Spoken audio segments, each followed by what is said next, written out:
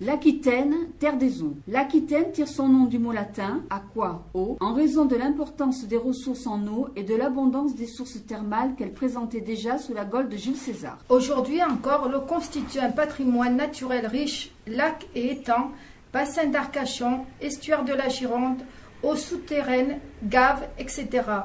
L'eau est depuis toujours une ressource naturelle indispensable aux activités humaines et aux équilibres écologiques. Toutefois, elle doit faire face à de nombreux enjeux qu'il est indispensable de prendre en compte afin de garantir un développement durable de l'Aquitaine, terre des eaux.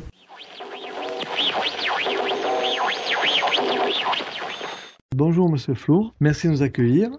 Vous êtes le directeur de l'agence de l'eau Adour-Garonne, l'une des 6 agences de l'eau en France. Vous êtes un établissement public de l'État créé en 1964. Vos missions sont entre autres de lutter contre la pollution. L'agence de l'eau est placée sous la double tutelle du ministère du Développement durable et celle du ministère des Finances. Nous faisons partie d'une action de remobilisation à l'emploi au sein d'un centre de formation qui s'appelle Parcours Formation. Dans ce cadre, nous réalisons une émission radio dont l'un des sujets traite de l'eau. Préoccupés par l'avenir de l'eau, il nous a semblé intéressant de venir vous rencontrer afin de vous poser quelques questions. Monsieur Flour, la description que nous venons de faire concernant l'agence de l'eau que vous dirigez vous semble-t-elle exacte? Effectivement, tout ce qui a été dit est parfaitement exact. Vous avez de bons renseignements. Donc effectivement, il y a 6 agences de l'eau au niveau national. Donc là, vous êtes accueillis par l'agence de l'eau qui s'appelle l'agence de l'eau Adour-Garonne, c'est-à-dire que toutes les agences de l'eau se consacrent à ce qu'on appelle des bassins hydrographiques, des grands fleuves. Donc en ce qui nous concerne, nous avons le fleuve Garonne qui nous concerne et le fleuve Adour. Et effectivement, notre métier, c'est de contribuer à la dépollution des cours d'eau et à l'amélioration des milieux aquatiques.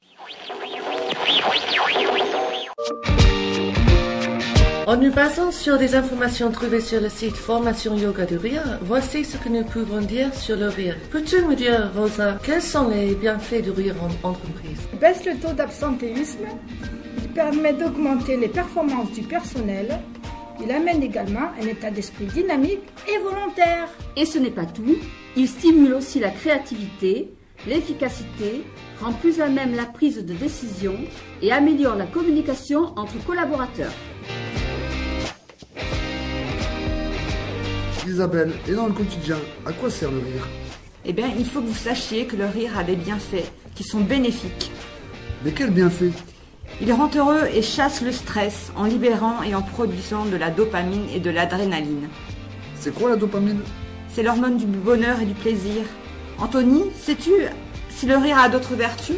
Il a été aussi reconnu qu'il régularisait la respiration, luttait contre l'hypertension artérielle, mais aussi qu'il pouvait diminuer les idées noires et la douleur. Mais quoi d'autre encore, Anthony? Il améliore la qualité du sommeil grâce à l'augmentation du taux de sérotonine, une substance dérivée d'un acide aminique.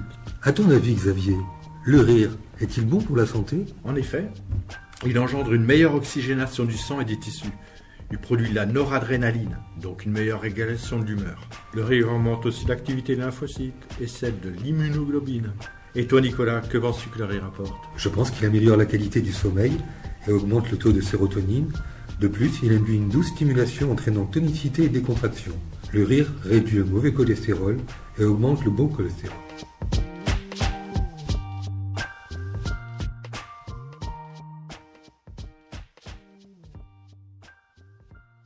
Conservez votre capital santé et mine de rire. Bonjour Monsieur Luzet. Bonjour. Merci d'être venu répondre à nos questions.